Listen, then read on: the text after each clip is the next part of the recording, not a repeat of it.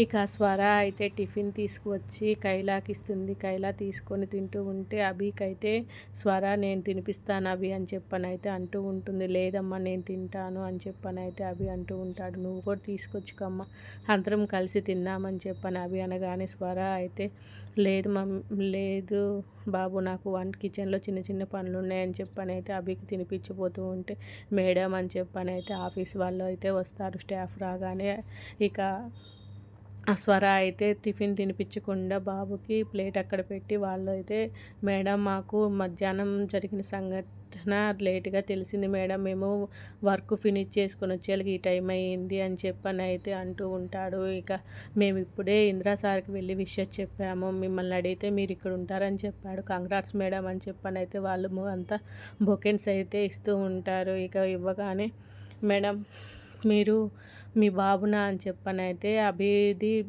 బుగ్గలు పట్టుకొని అంటూ ఉంటే ఆ బాబు అయితే ఇసుక్కుంటంతో ఏం బాబు బుగ్గలేమి నలిగిపోవులే అని చెప్పని అంటూ ఉంటాడు. మేడం మీరు ఎప్పుడు ఆఫీస్కి వస్తారని చెప్పని అయితే అంటూ ఉంటే ఏంటి నీకు అంత తొందర, ఇప్పుడే ఎందుకు వస్తారు, చాలా పద్ధతులు ఆచారాలు ఉంటాయి కదా నిధులు అవి అనగానే ఒక్కసారిగా స్వర అయితే షాక్ అయిపోతూ ఉంటుంది. అభి కూడా ఇవన్నీ వింటూ ఉంటాడు. కైలా అయితే వీళ్ళ మాటలకైతే ఈ అభి మళ్ళీ ఏం అర్థం చేసుకుంటాడని చెప్పని అయితే అనుకుంటూ ఉంటుంది. ఇక స్వర మాత్రం ఏం మాట్లాడదు.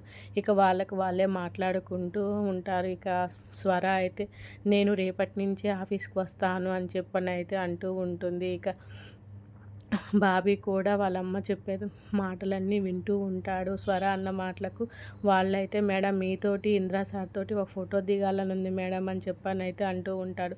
లేదండి నేను ఇప్పుడు పిల్లలకి అన్నం పెట్టాలి అని చెప్పని అయితే అంటూ ఉంటుంది. సరేలే మేడం రేపు మీరు వస్తామన్నారు కదా మీతోటి ఆఫీస్లో దిగుతాము అని చెప్పని అయితే అనుకుంటూ ఉంటారు. ఇక అక్కడి నుంచి వాళ్ళు వెళ్ళిపోతూ ఉంటారు. ఇక స్వర మాత్రం చాలా బాధపడుతూ ఉంటుంది.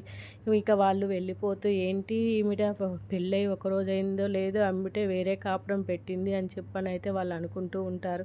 ఇక వాళ్ళు లేదులేవే పెద్ద పిల్లలు ఉన్నారు కదా అందుకని అని వాళ్ళు నవ్వుకుంటూ ఉంటే స్వర మాత్రం ఆ మాటలకు బాధపడుతూ ఉంటుంది. ఇక వాళ్ళైతే వెళ్ళిపోవడంతో స్వర అయితే బాధపడుతూ ఉంటుంది.